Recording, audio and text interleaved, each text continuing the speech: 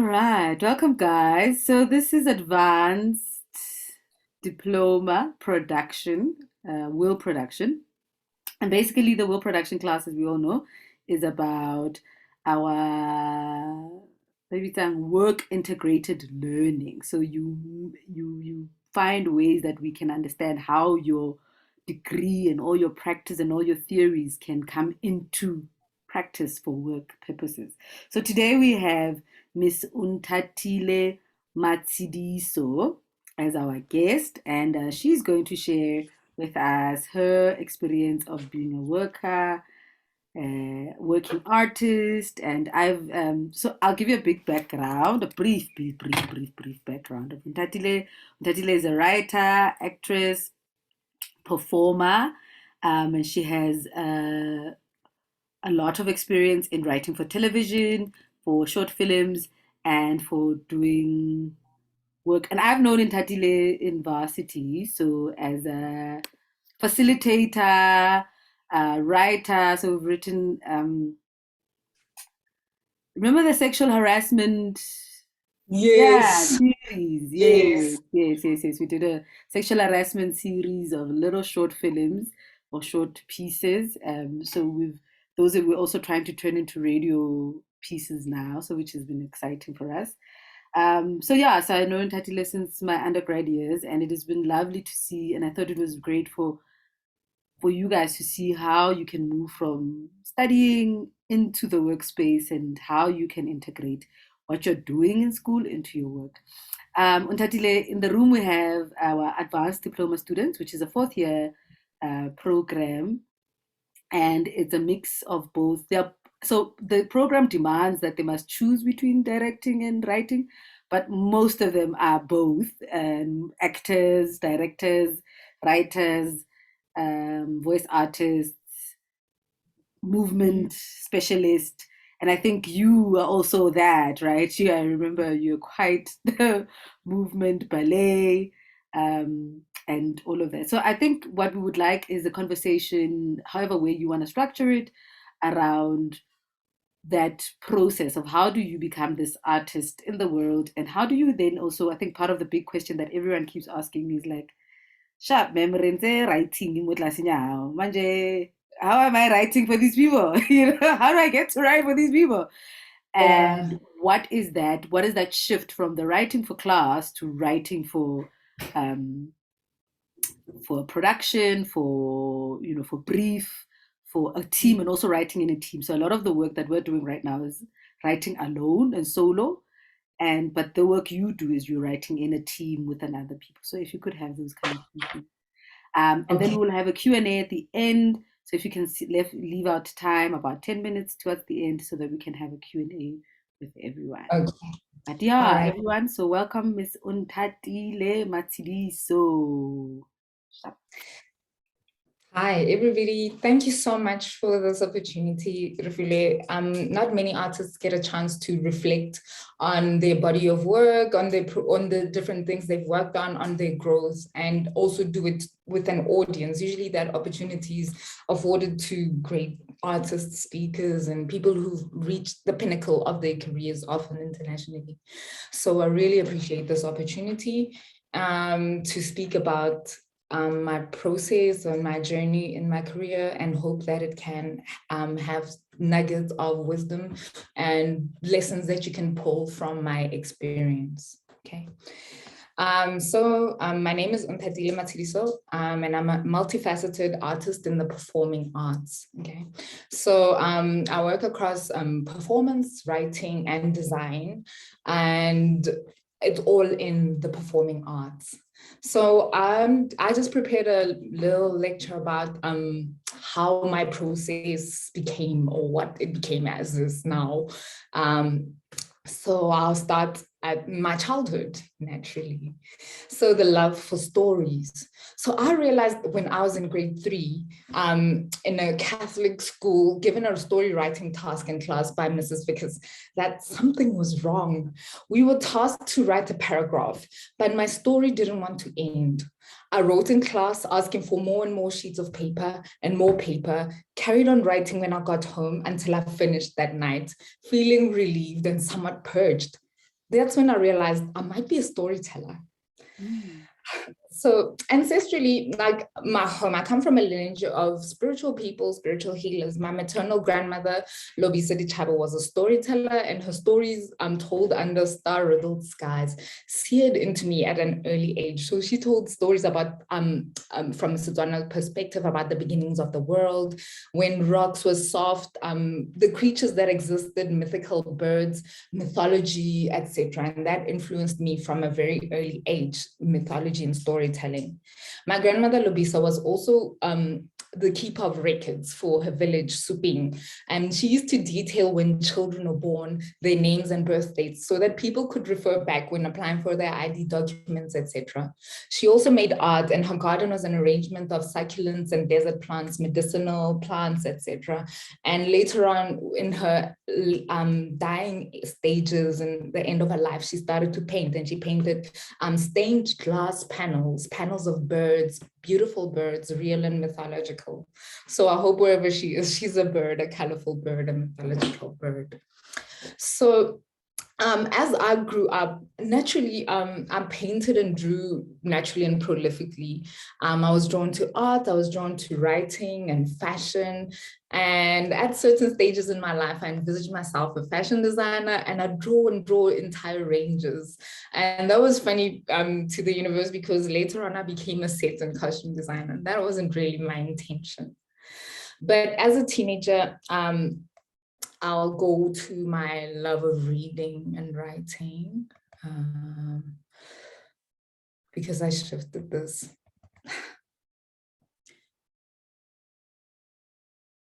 Okay, yes. As a child, there was a series I used to love watching on TV. I used to watch Bob TV, and I loved watching mythological stories that were adapted into these miniature films. And I'd watch them every Saturday morning and immerse myself into Hansel and Gretel, Cinderella, and Snow White. I also had a deep relationship with books. Like, books became a big friend of mine. Books became the way that I existed and made sense of the world, because not much was spoken or was explained to me as a child. So books were the way that I made sense of the world. So I made friends with Pippi Longstocking. I made friends with Anne of Green Gables. I made friends with Daryl from Enid Blyton's Mallory Towers series. And I still feel like they are my friends. And down my street, there was a library. And there I met Miss Maya Angelou in all her glory. And I read her prolific self-reflective biographies, the series. I also met Miss Alice Walker, first as a poet, actually saying horses make a landscape more beautiful. And then in The Color Purple, and finally in works I found profoundly captivating, particularly The Temple of My Familiar and Possessing the Secret of Joy, where I met the character Tashi, who would choose to get facial tribal markings on her face and undergo ritual circumcision out of loyalty and identification with her tribe and people. And they also detailed about psychological effects of migration and psychological effects of not fitting into the world or not being explained what the world, how to make sense of the world. And then we also see it in the books like Titi Dangaringba's Nervous Condition, where the main character has to adapt to a world she's not accustomed to, and she develops an eating disorder. This was similar to my experience because I moved out of my community to go to a Catholic school where much of my identity was obliterated for a significant period of time. And that came out through my mind, and I also developed disorders, mental and psychological disorders due to that and due to not being able to make sense of it. So that was impactful. And these books helped me make sense of my world, speaking about the power of storytelling and how important stories are to the human existence, right? But as a teen, then I loved ballet. I dedicated myself to my dancing more than anything because it was the only thing that mattered to me at that period and for a long time in my life. So I immersed myself in mythological stories upon which ballets were created, stories such as the Nutcracker, stories such as Giselle and Swan Lake. And alongside my classes at the bar, dancing with my teacher, I would also go to the library and read these mythological stories. I also learned about African culture dances, the dances that mark important transitions in life, such as birth, adolescence, adulthood, marriage, and death. So there were different celebrations and different dances marking your evolution in your life until culminating in death. I also learned about Afrofusion through dances like Vincent Sekwati, Boise Kakwana, and asking myself, like, what is this language that they're saying? So dance was my deepest love, my first and deepest love, even though it didn't work out for me. Later on, I studied acting, and though I didn't love it like dance, it made sense to me because dance and acting took stories from the page into the body. So it was an embodied story, and that was an important bridge for me. And that is why I'm a performance writer and not a novelist. My stories move from the page onto the body and they come alive through performance, right? So writing and yourself as the creator. So as you are a director, as you're a writer, what does writing mean to you? So the reason I tell the story of my heritage is to say, as you enter these story rooms, as you enter these pitches, workshops, and work alongside people, don't forget who you are. Don't forget who you are, because your core stories are what define and shape your world, and your stories can change the world. And your stories, your personal stories, where you come from, the people that you met, your neighbors, the children that you played with, can change the world. Okay. We still here? Okay. So the reason why I say your stories can change the world, I look at a small little part of New York, Brooklyn. Brooklyn would not be known and revered if Biggie Smalls and Jay-Z didn't represent BK to the fullest in their lyrics, if Spike Lee didn't tell the stories of artists and bohemians living there through memorable characters such as Nola Darling and Mars Blackmon. We wouldn't know, care. It would have no significance to us if those stories were not told. So similarly, shout out your people and your heritage. Shout out your streets, shout out where you come from, shout out the kids that you played with, your neighbors, where you grew up and where you evolved.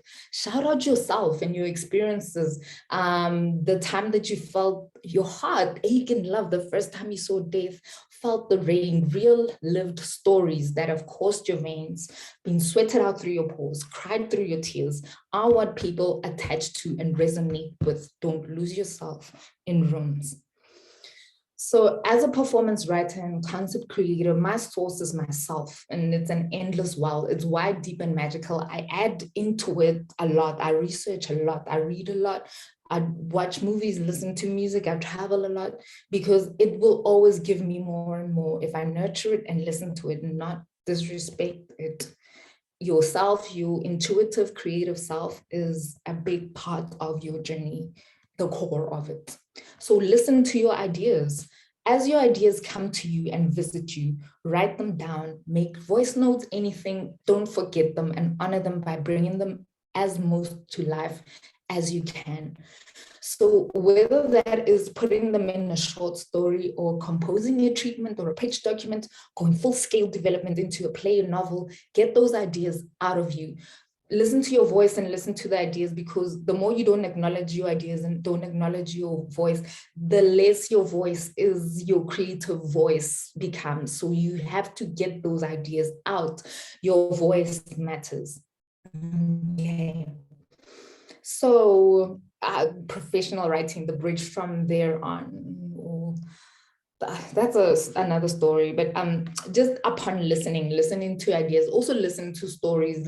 You will hear a story in your world and you'll say that's a story, and the story will say I'm a story, and it will be in your mind, and it will be rushing to a paper and pen, laptop, voice note to get it down and transform it into a story live with characters and a journey, and it will evolve into a narrative that you have to tell. Listen, mind stories, mind real experiences, and turn them into stories. Your job as a storyteller is to turn an experience into a story, to turn a moment or an idea, a fleeting image into a full-fledged story. So listening to people, listening to yourself, and hearing a story, transforming it into a narrative, it's a skill that a writer employs until it becomes natural and effortless. My process of breaking into professional writing, just my transition just from theater, I was writing my own work, because there was not many characters, many plays and stuff. So I just started writing as I was performing, writing fun things that I wanted to be in. And as I started writing in theater, writing more in theater and plays, but my writing skills were not as developed as the stories that I wanted to tell. So my stories didn't go far, but I kept with them, even though I knew I wanted to tell this type of story, but I didn't have the skill set then to tell that story. But I started just acknowledging my ideas, however big and wild and stuff. So I entered a competition, I think I entered an Ekasi competition. One of my students at the lab, I was teaching design. They said, oh no, there were these people who came and they talked to us about these Ekasi stories. And I was like, that seems fun. And I recall the story about an exchange student visiting my aunt's home in the hood, and how it was a weird summer for everybody because she was from Europe, and she came and she had all these weird mannerisms and she was adaptive. So I translated it into a story about a girl from Brooklyn who comes to Soweto for the summer to attend school. She runs away from home and stays with a family for the season. And that story, just from that fun little idea that I had, became pretty prolific. It pretty much shaped my career in professional storytelling, professional screenwriting, because the characters made such an impact. They were so fresh and new. I didn't base my story in anything except an idea, but it drew so much attention, and people remembered the characters and remembered the story. I thought it didn't make any impact. It was an Ekasi show. So but that little story carried me into writing rooms, carried me to leading story rooms, made me discover my comedic side and light storytelling side, and led me into writing rooms. And there I had to find my feet, which was a rocky process. Rocky because it's overwhelming to step into a story room and work alongside other writers under the guidance of a head writer to create a series. In a writing room, collaborations, the spirit of collaboration rules here. So remember I said first, don't forget yourself, but here then you start playing. You come as yourself, but you're here to play. Have you ever played as a child? So I loved playing as a child, and these are moments that I miss the most as an adult. I think that's why we, as a global audience, resonated with Squid Games, because we all have played at some time. So when morning approached, on my street, I would step out to play with other kids, and we played games like Tachi, Scotch, Diketo, Dibeke, Zamoreka Omo, Digopi, like all of it. We played these games, and these games were strict, they were ruthless. The rules were real in those games, and there was no running home to your mother or father to tell things went wrong or you got hit, running home to sulk. The rules applied in there. You played with others, you stuck to the rules. If you didn't get good at the game fast, you got out. And don't you dare sulk or cry. And if you lose and have to step out, you have to develop a thick skin, play with others. And at the end of the day, you go home dusty, dirty, and hungry, but happy. And that similarly is the rules of a writing room. When you enter a writing room, it's about play. It's about the spirit of play. It's about yes and. So yes and is the improv technique. There's an improv called yes and. You listen and you expand on the ideas offered. Never saying no. No is the end of the game. No is a shutdown. Don't be the no person. Don't be like, I don't understand. Or what. Play. You play and you play well with others, and you're willing to take risks, to make mistakes and be laughed at mercilessly, to be vulnerable, to expose your weaknesses. Be willing to play as you enter these rooms, to be embarrassed, laugh and cry, fight and argue ruthlessly. It's a world, it's its own environment with its own rules. And you need to develop that sense of play and adventure as you enter the writing room. After a few days in the story room, you might feel, are these people my family or not? Are you being sidelined? Are you being heard? Are you being shut down?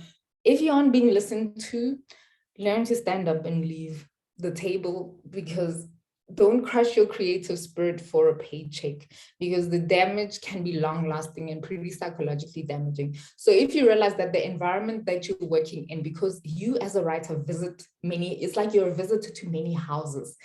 You go in, at some tables, it will be lavish and dinner will be laid out in courses and 3 sets of knives and different glasses, and there'll be a way to eat, to play there.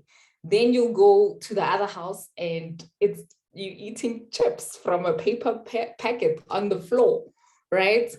And you gotta eat fast or else you're not gonna eat.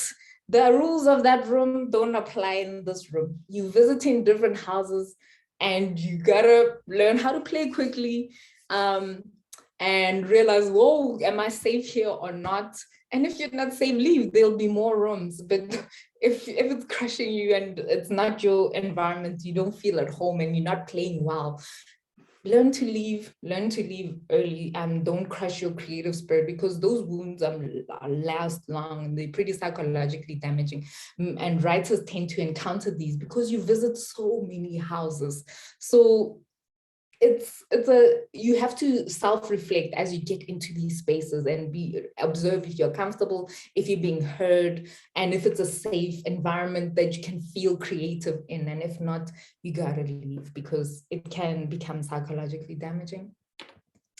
Reasons why you do this writing. So money, I hear you, writers. Yes, I challenge you though not to work for just money. Reach beyond money. Yes, work to expand yourself, work to challenge yourself. So as new writers now in 4th year entering into the professional environment, it means you have to take advantage of all the opportunities that you pick up in the world. Some might bite, some might not. So when there's a festival, when there's a competition, whenever there's a little opportunity, you have to take it on and play it mercilessly, like that kid in the street, and play it like it's your life, because it might be your winning card.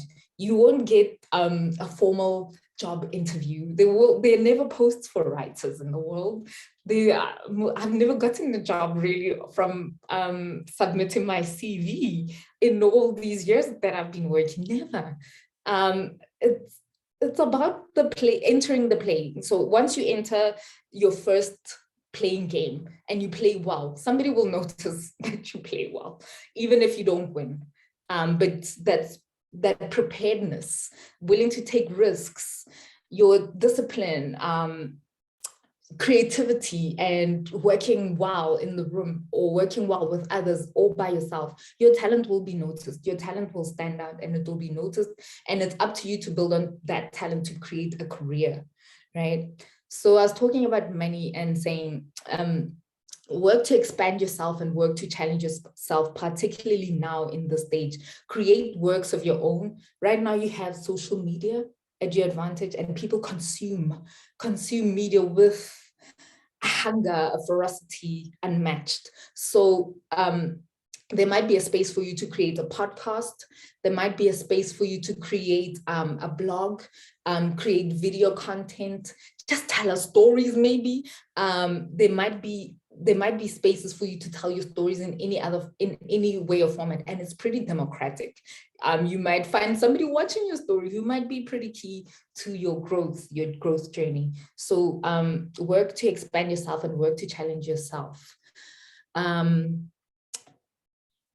Like sometimes take up challenges, like be in a story that isn't your natural genre. Like if you like romance, rom-com, sometimes take on a thriller, sometimes take on a detective or police drama and make something of it. Challenge yourself to make something of something that you're not comfortable with, and work for the joy of it, because money is nice and payday is lovely, but working beyond money as a reason, working to create work behind your name and working to create because you love it, can make your work meaningful, because you need it to be meaningful in the journey, not just that you're chasing money but you can't remember the shows that you worked on, shows that you didn't have passion for, taking on too much work resulting in poor writing because you've taken on so many tasks and missing your deadlines or submitting subpar work.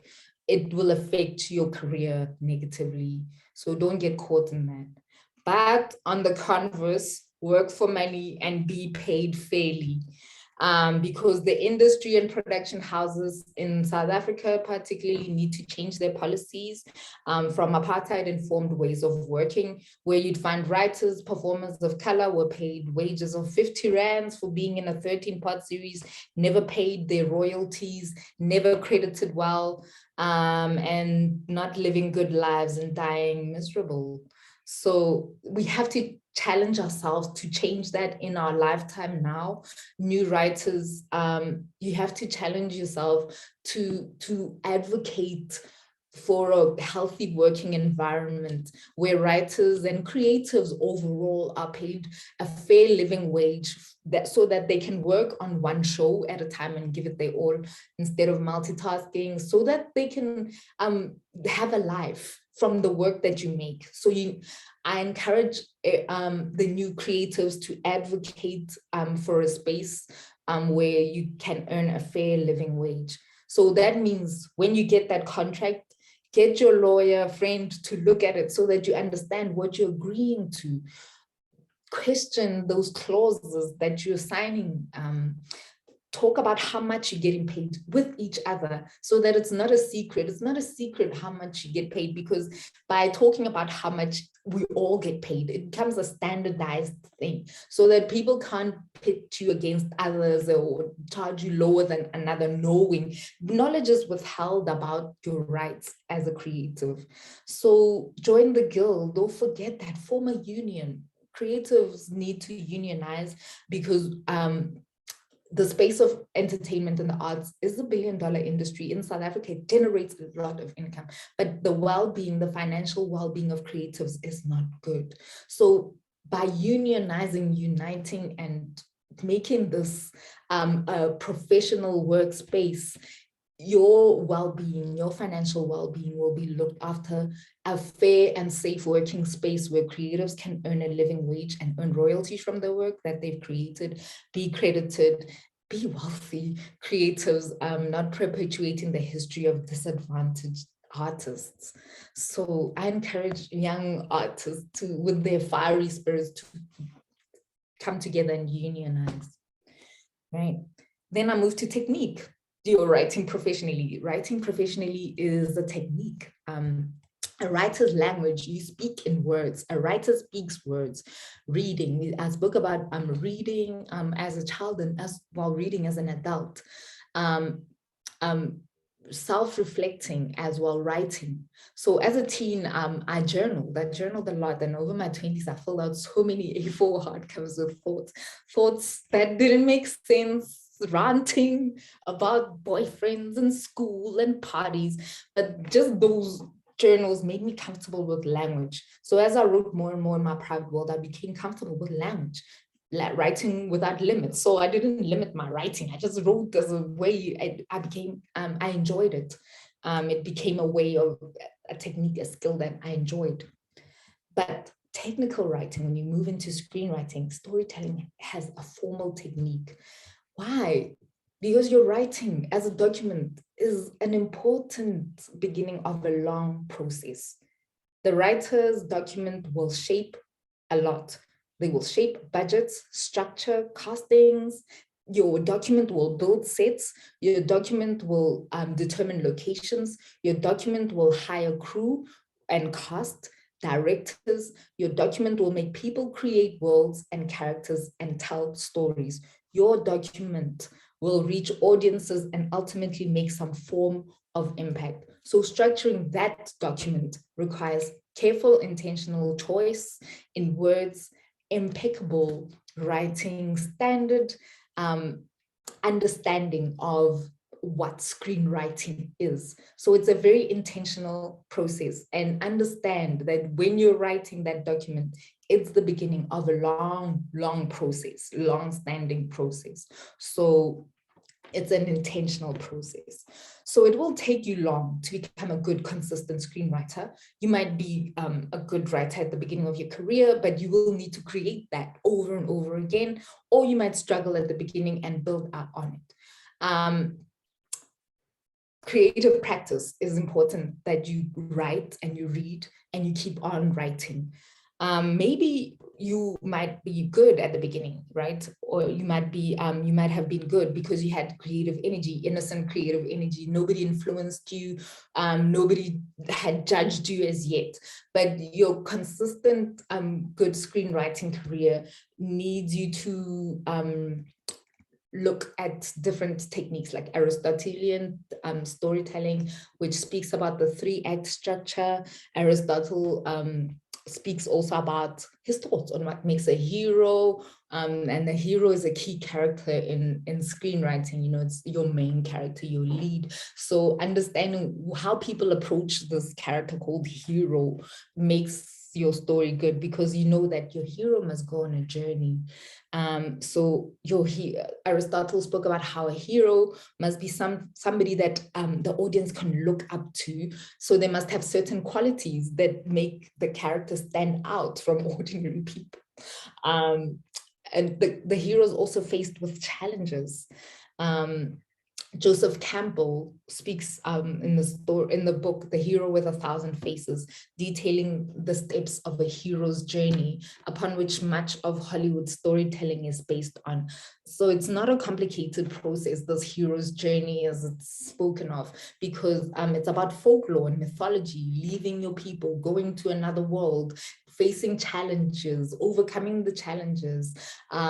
Stories, the form of storytelling is old, and stories have been told similarly in folklore and mythology, which are the oldest stories ever told. But understanding these elements of storytelling, that storytelling has its own technique, reading scripts, it's easy to source plays and screenplays, but reading them technically, looking at how everything is formatted before you even go into the story.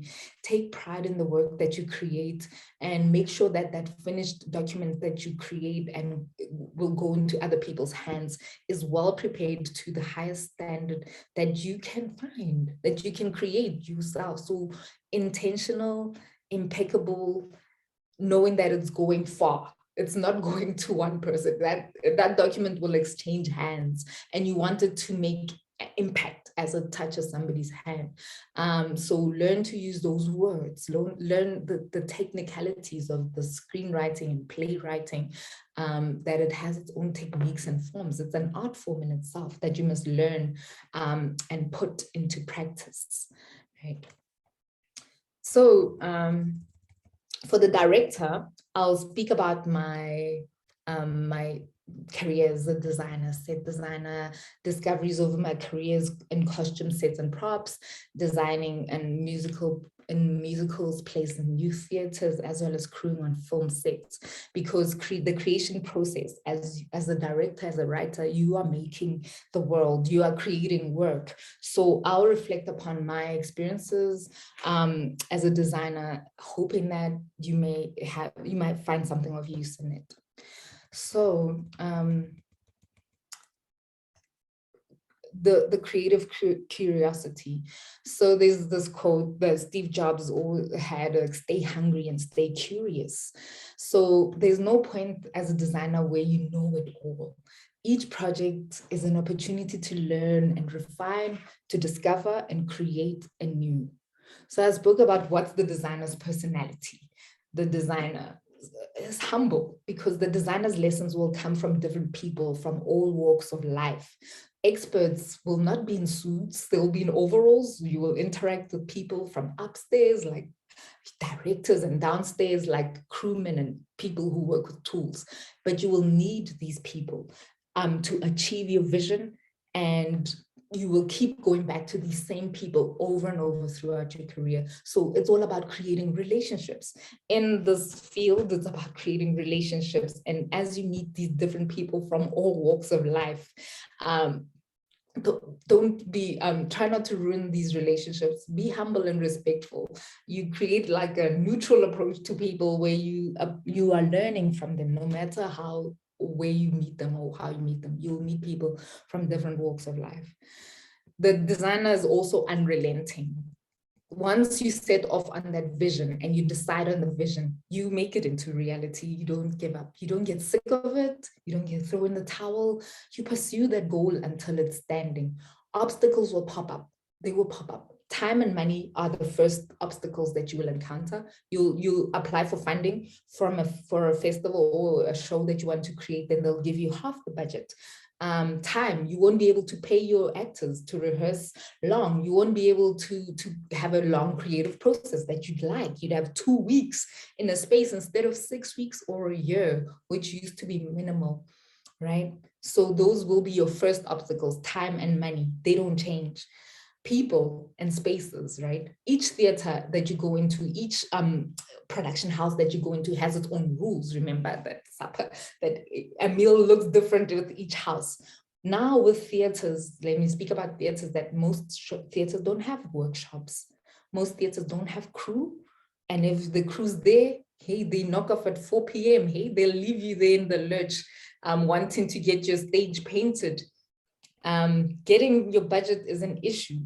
Sometimes you'll be given a week to create a set, and in each space and with each person you deal from each organization, it's a delicate dance. So each one is a delicate dance, because remember, you're building relationships. You're building long-term relationships that will sustain your career.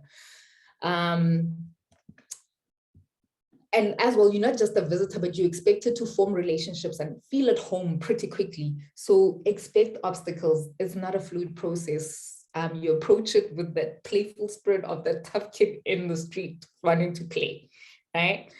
A designer is prepared and on time. A director is prepared and on time. And a writer is prepared and on time.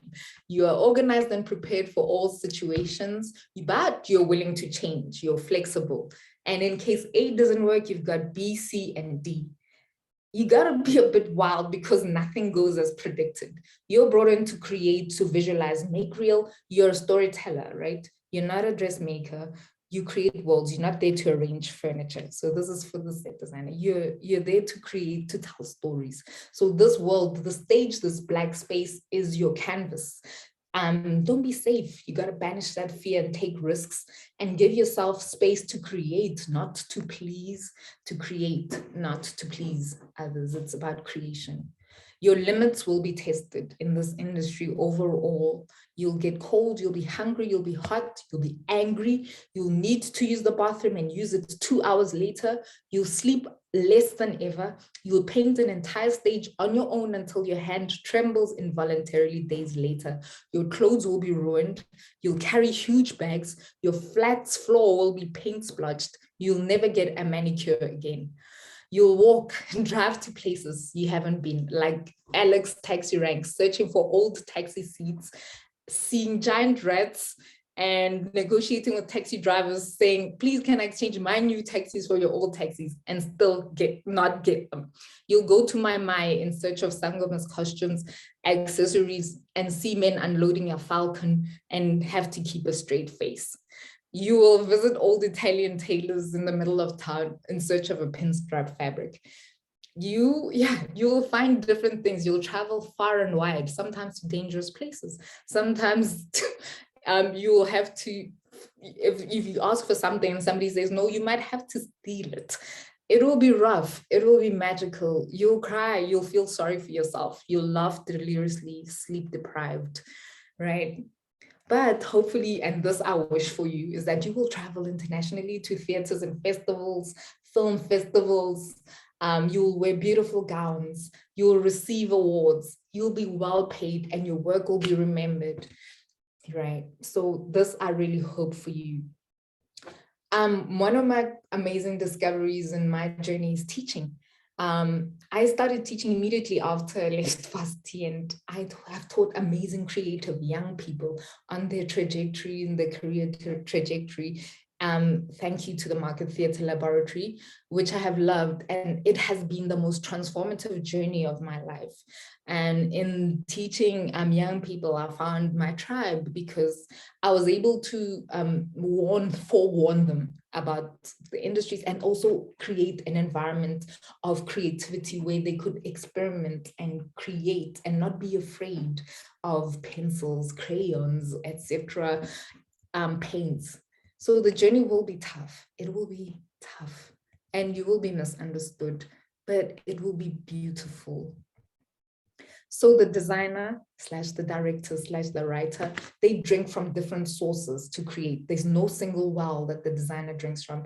They are in the library watching films, TV shows, music videos. They're traveling to different towns, villages, cities, countries. They're meeting people from all walks of life.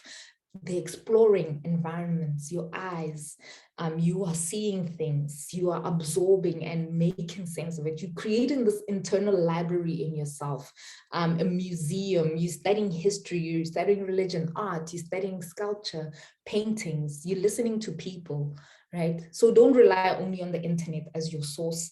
The world is big. The internet is a key source, but it's only one of the sources. The world is big. You will meet different people, right? Yes. So,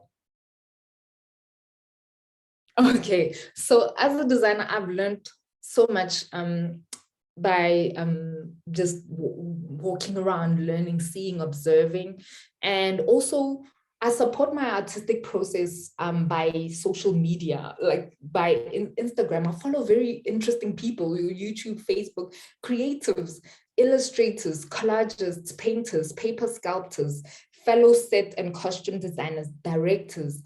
I read their books, entertainers, glean from them. I want to know, what is the world standard? What are people creating in the world? And right now our world is so wide open and so fluid that you can easily find yourself working in another place. And you're not limited by these borders. You're not limited by South Africa. So elevate your work to a standard and more, your creative height, your creative standard. So by learning this language of drawing, by learning this language of writing, it becomes fun. So you want to work on it so much that it becomes a fun process, not a limitation, not something that blocks you or that you're afraid of. I'm just winding down here. So I said here that the designer speaks drawing as the writer speaks writing. So it's a language. The director, I don't know what language the director speaks because I haven't interacted with directors, but they are communicators. A director is a bridge between different people. They talk with their performers, with the designers. They're the whole division. So they speak, actually a director has many languages. A director is multilingual. So they speak writing, they speak drawing, they speak sound, they speak light. You learn many languages. So here I was talking about how the designer must be able to draw, and that drawing is a language that a designer uses to communicate, much as writing is a language that words are a language that the writer uses to communicate. So you cultivate those skills like mercilessly. Just as a pianist, the trumpeter, trombonist practices their scales and standards daily. You pick up your pencil, your pen, you pick up your charcoal, you sit in front of that laptop and you draw daily, you write your stories daily. You develop your technique consistently. There are no holidays, weekends, you work because it becomes your language and it becomes your strong skill that you speak through. So if it's not your strong skill, you take classes with artists, you take private lessons, online lessons, you stay drawing, you stay writing, you stay creating. And that's the process that I kept up. So I take a lot of online classes with experts. I stay up 3 a.m. They will be in daytime and I will be up watching their processes and the way that they work. Yeah. So organization, this is my final tip. So good theater, good film, good series comes from good organization.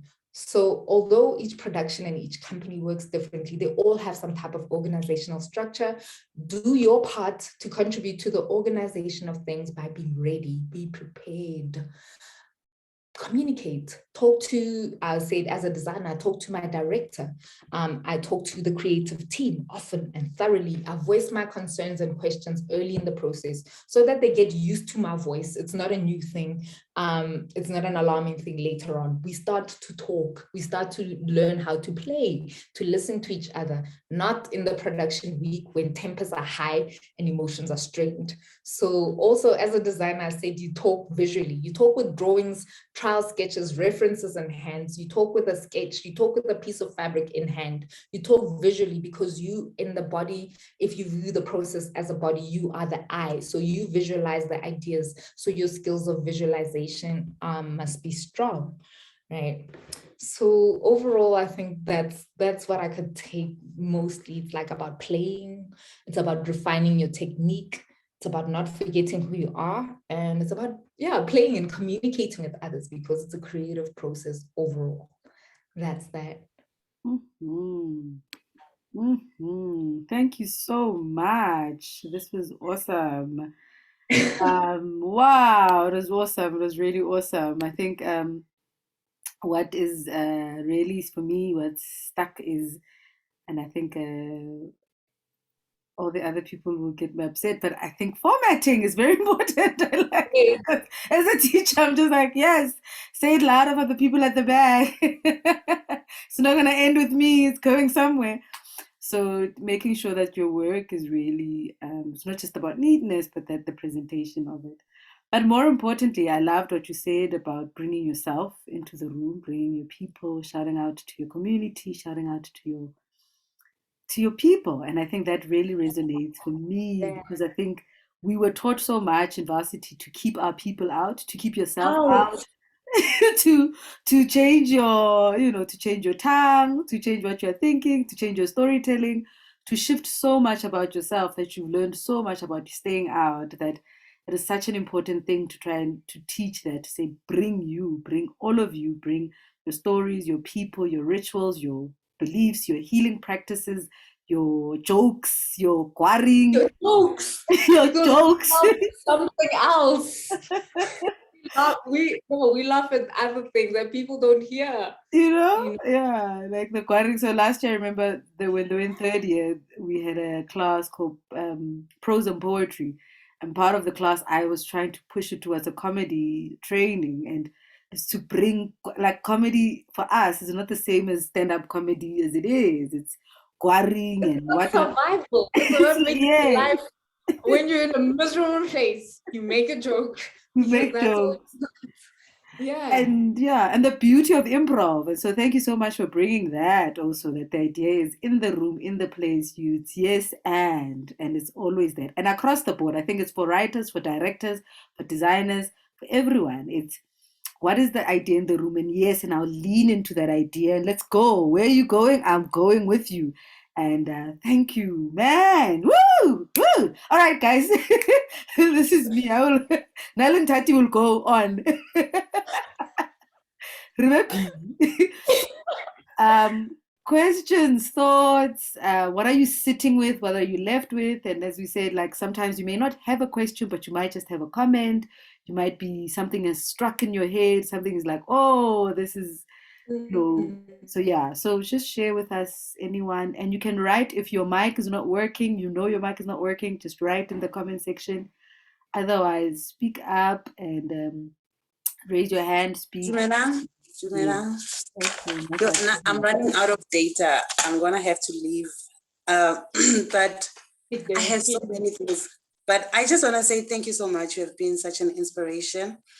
And I want to ask you a few questions about, you are from a spiritual family. And I heard you talking about the playing experiences and everything, of which it's actually our life experiences. We all go through that. It's just that in different styles and ways.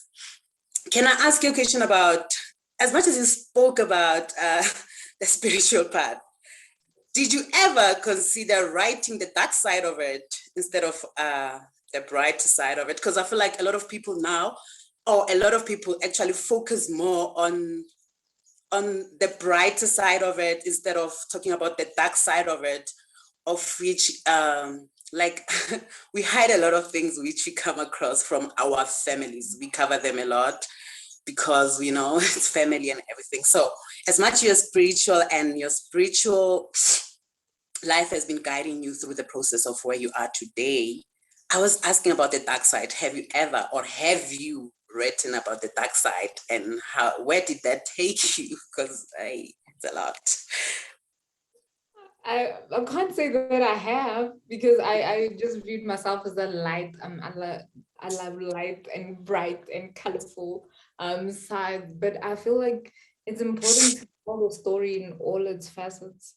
And also, what are you trying to tell when you tell the dark side of the story? What are you saying? Are you saying I'm revealing this unknown secret? Am I revealing something that's not acknowledged, or because of this unspoken thing? Because sometimes it's secret just because we didn't speak about it. But what in telling that story, what are you trying to say? Because what are you uncovering, and what does that mean for you? Because I feel it goes a bit deeper, what you're saying. Hmm? Hmm? No, yeah, It's very deep. Honestly, it is very deep. For me to say this is because I think, okay, for my side, I would say that coming to art, it's actually more of a calling instead of just me wanting it as a career. Because there is so much we need to teach the world. There is so much we really need people to see. We need the world needs to heal, actually. And for it to heal, I'm not saying that I'm gonna change the world and it's gonna be like, oh, butterflies. But somehow we need to get to understand that for you to be able to see roses, you need to first start dusting the darkness that's actually hiding all the roses and flowers. But how can I just jump into writing a beautiful story that everyone will listen to, and, you know, before I just clean the darkness that I'm facing? Because somehow we all go through that, but a lot of people jump that side and say, you know what, let me just write about love, let me write about so I just want to know, can we just come in and shake this world? It's okay. We'll take the bullets. We are just used to that. Can we just come in and, you know, shake things up? Yeah. There's no need to sanitize your stories or make it look a certain way. There's no need to clean up your stories. You can tell your story. You don't need to tidy it up and make it fit into a format. Much as screenwriting is about creating formats, though it exists for you to make that format work for your story. So you don't need to clean it up or hide or not acknowledge certain things that are important to you. Yeah, and I think the idea of the acknowledging of our different ways that we all function, Matati, I think it's not a negation of the other parts of ourselves. So I don't think it's a negation or the other parts don't exist. I think there are other people who are very good at writing or creating and making Dark, yes, the dark pieces. I mean, I think about just our writers in the room right now. Snovuyo easily goes into darkness, like she just she writes in the darkness. Nasipi and Bongane, they want to write nice things, nice love, love stories, families, and they want to figure out. And so it's also about they sorting out the world and sorting out how things function and how does the world function and trying to find answers for those things. So there's certain people who are able to go to that space of what is not working. And then they're able to do that and function and answer it. And then there are people who just are able to just go, okay, I want to discover other things. So it's also about the questions you have personally. So not all of us have the same questions, and not all of us are shaped in the same way. Nasi P and anybody else who wants to ask a question, let me see your hand now so I can take at least 2 or 3 questions at a time. Nasi P, anybody else wants to ask a question? Yeah. Okay, great. Let's go. Hello, Onthatile. Thank you so much for joining us today. It's been amazing listening to you. I also found it really beautiful how it was like we were listening to you tell a story when you were breaking down how you became who you are. Like that was beautiful to listen to.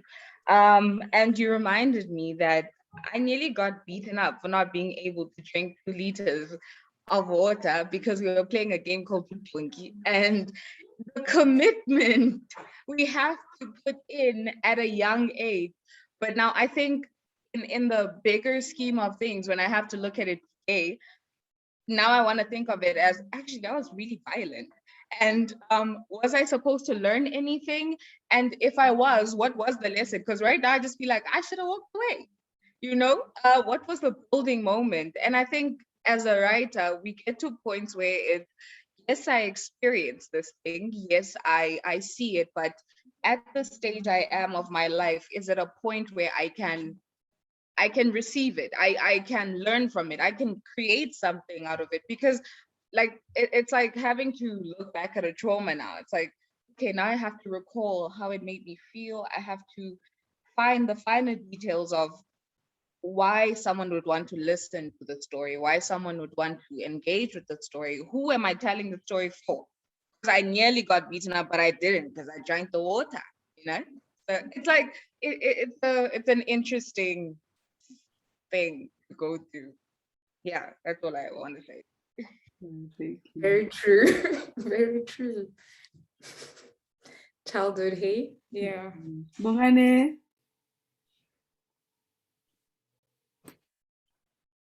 Am I audible? Yes. Hello, Dumelang. I just have one question. Firstly, this was a great session. This was actually one of the few that I actually got to finish till the end.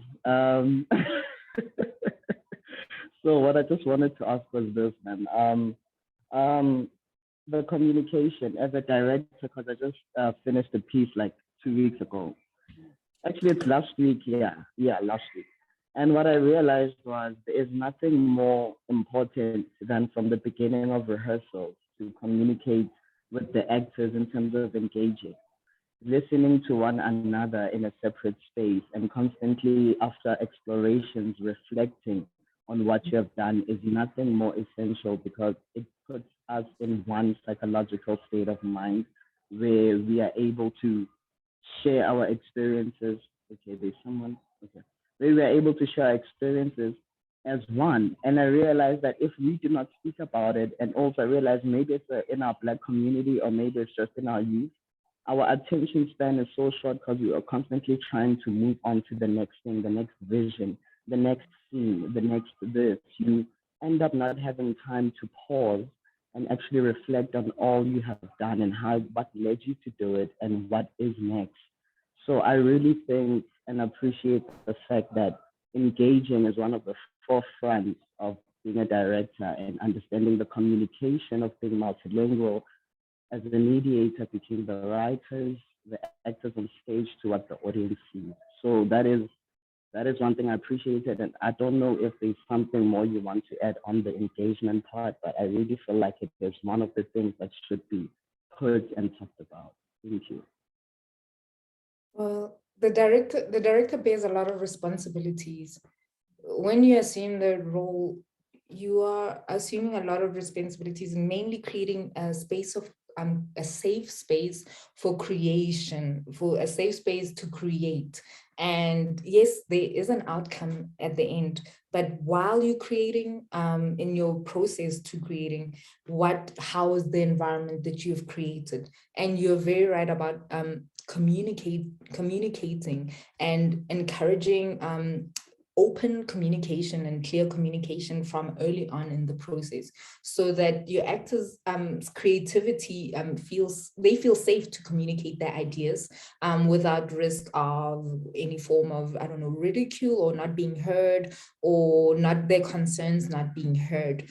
And once you create that space where communication is welcome, your creative process becomes better, because people feel safe enough to input their ideas in growing the vision towards a greater picture.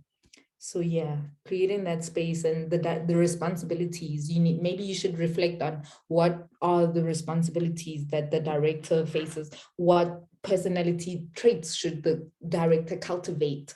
Like listening skill, ability to listen to others, spoken and unspoken, because some people don't speak, but they're communicating. So the director bears a lot of responsibilities. Yeah. And then we have a question in the chat from Sinovuyo. It says, you spoke about writing for production company.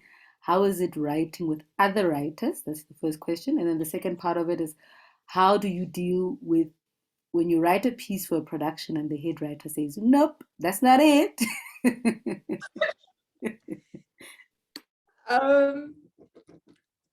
Yeah, the writing with others, firstly. Writing with others is an interesting process because you deal with many personalities from different spaces, different time, people of different ages, races, and experiences. Know your first thing is know that you're worthy to be there and that you're brought in for your creativity. You're brought in to be creative. You're brought in to speak. You're brought in to voice your ideas. It's not a fluke. You're not there to just be a quiet person in the room. Or if you're brought in for your ideation to add to the process, to create. So acknowledge yourself, but also that spirit of play, the yes and you listen to others and you listen to what others are trying to say, because sometimes people, they communicate on the top of their heads, from the top of their head. So sometimes it might not come across so well, or you might feel it becomes like a courtroom. So it might become quite argumentative and, you know, you're passionate sticking to this point, but then the spirit of yes and always needs to be ruling your life in this room, not the I am right, but yes and part, not being trying to be right, because you're a team. For that period, you're a family, you're creating a common story. When the head writer rejects your story, okay, that can happen at any time. Your rejection is like, it's part of this. But this happens at any stage. They can reject your ideas in the writing room or go with other ideas. They can reject, maybe you've written a treatment, like a step outline, and they don't agree with this. Now you become the professional. Now you become that professional. You look at the notes, they might hurt you first. When you read them first, it feels like, whoa, but I really put in so much work. But then you step outside of it and you look at what the note is trying to say, because they won't reject your entire work. Remember, it's a step-by-step process to get into the stage where you're writing. So when they're rejecting your suggestion there, you ask yourself, like, why. They usually will give you a reason why. They won't just say this doesn't work or whatever. And you always come up with your alternate ideas. It might be a form of a phone call to your head writer, where you ask them to explain, like, what did they mean that scene didn't work. They might have certain reasons for it, like too many cast members, location is not suitable, story is not suitable at that point, but they will give you more clarity about it. So rather reach out and use your communication now. You need to talk to them. You need to call them and talk to them about why this note at this certain place. Yeah. Thank you so much. And I think it links back to what Nasipi was saying about, so what did I learn as a child when I had to drink all that water, the 2 liters? Or no, we were remembering, we had to call out the gate, like, we must go and lock everyone's gate. And Hahuna gate, but you must go and lock the gate. And so the trick is, you're right, it's about finding the negotiation, the parts. Yeah, like, no, guys. Yeah, like a gate, like gate. So if you don't lock the gate, you either drink something. So what is that negotiation? Will you willingly then go and perform a closing of a gate, or what is it that you're doing? And I think there's some impossibilities that we get into, right, around writing, especially because of feedback is hard, because it's so much of yourself is in there, so much of your personality is in there, so much of your time, and you think it's about you. So when somebody says, shift this, what do you mean here? It takes. Yeah, no. When they So right, but I think, guys, and I want to, because I have to give feedback, Lynn, I'm the teacher who gives feedback. It's about hearing the feedback. It's about also figuring out what is the negotiation through that feedback. So I'm hearing you say this and speaking back to people, because a lot of times as students, I think we were not taught how to take feedback. And I'm also recognizing that part of the other thing that one can teach is how to take feedback, because no one teaches you how to take feedback. And also, we were brought up, now I know, we come from that traditional theater of people who are harsh. They're like, "Yin Manjele, this is a shitty thing. What are you doing?" So, you know, so also to learn how to give feedback in a constructive way, but also to take it and shift. And how do you then learn how to shift from that? So I'm still waiting for your submission, guys, so I can give feedback. All right, so let's close up. Matsati, I see your hand is up. So quickly, I'm going to allow you to just ask a question, and then we have to close, and we have 3 more minutes. Yes, yes, thank you. I wanted to ask you a question about the movie script. I want to know about movie scripts because I think a lot of movies, maybe the ones that I know, they're actually from novels. Do we actually have a movie script beside the ones that are from the novels? That was a question. And one thing that I would say that I'm taking with me, I just want to say to you all to say that I've been watching how you all have been smiling, especially when you talk about your childhood experiences, how you used to play and everything. So I was like, if we could all just maybe tap into our inner child most of the time, I think we would actually go far. Because actually the inner child or a child is the most strongest person like in this world, because they know how to take things and put them to the side and come back and do whatever they need to do. And they are very open. They'll tell you how it is. If a child says you're beautiful, they mean it. You just need to get it. Yeah, that's it. I want to know about that. Okay, so yes, screenplay can be created from adaptation of an existing story, like a novel. That's an adaptation. What you see if it's adapted from a novel is an adaptation. But screenplays or plays, or they're created purely for the screen. They don't exist in any other format.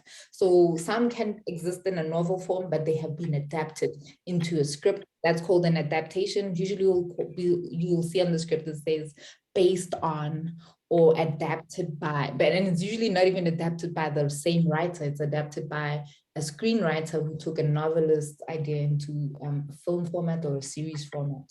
But screenplays usually they are documents to make performances for film. They exist, it's a category. Yes, the childlike spirit is strong, resilient, and playful, open. So yes, that's what we can take from our childhood and childlike spirits is that children are resilient and they are playful, they are adaptive to environment. So those little quips you can take can help you in your career. All right. Okay, as a way of closing, thank you so much, Onthatile. Thank you everyone for coming. Thank you everyone for being here. And I think I haven't seen them in a very long time, and I think there is a bit of Matsati reminded me of my little ritual of facilitation. Remember, walk around the room and shake it off. I'm joking, but maybe we just do we just go around the room. So you say your name and what are you taking? So your takeaway. So you can write it in the chat if you want, but you can say very quickly, what are you taking? So you say your name and what are you taking? And whoever wants to start will start, and then they can choose the next person who will go. So anyone can start, and then let's go. Yes. Can I start? I'm Nasi Pinkumbesi, and I am taking acknowledging your voice. Choose the next person. Snovuyo. Okay. Hi everyone, my name is Sinovuyo Nkwili, and I am taking that rejection is part of life. As a person, you need to accept it and grow and move on. Philisi Wentintili. Sanbanani, my name is Philisi Wentintili. I would like to say thank you so much for sharing your story with us, and thank you for reminding me to put my ideas into life, because I sometimes tend to jot my ideas down, and if no one is interested, I will throw the paper away. So from now on, I will believe in my voice. Thank you. Select the next person. Matsati. Did you say Matsati? That's the only one. Yes, Miss. Matsati. All right.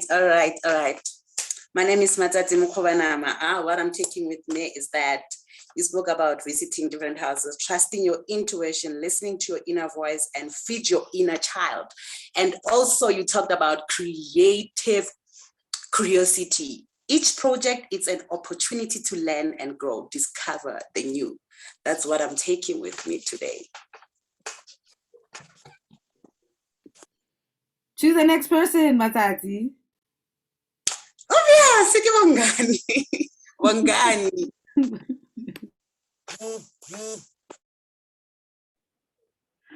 Yeah, my name is Deacon Gobesa. What I'm taking is be yourself and stay you and never change.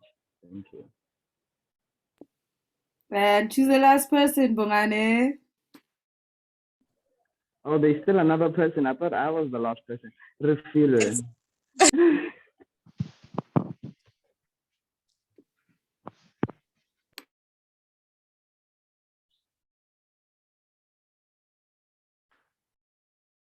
Mpo, Ramare. Dumelang, I am Mporamare, and I am taking with me the power of not limiting yourself. All right. Thank you so much, everyone. So good to hear your voices. You like hiding behind your black screens, but so good to see you and hear your voices, all of you, and so good to see you. Thank you so much, Onthatile, and yeah, looking forward to more of your work. So, guys, check out go Netflix. There is no, there's Onthatile. Onthatile is on Netflix. Onthatile. Check out Onthatile. Yeah, so do that. Yeah, and all that wonderful work. Thank you so much, and have a wonderful weekend. Looking forward to more of your work. Thank you. Thank you so much, Willa. Thank you for this. It was beautiful. All good. All righty. So thank you, everyone. Much love, much love. Stay safe as we are Thank away, you. and take care of yourselves. And yeah, goodbye. Dog, before you leave, are we gonna get feedbacks on our radio directing? Not yet. Not yet. Not yet. Yeah. So I wanna. No, not yeah, yet. like We haven't put it up. So the will recording, it's submitted on. Airtime ya fela matsatsi. Airtime. Data. Ngwalla email. Bongane wena nori. No, ma'am, I don't have data problems. I was just saying that I still need a consultation session. So maybe have a 15-minute one after the session, or can you organize them? Well, I don't know, man. Okay, call me on WhatsApp. Okay, I'll do that. Nasipi, and then now you're covered. All right, goodbye. Bye, everyone. Bye. And I'm still recording the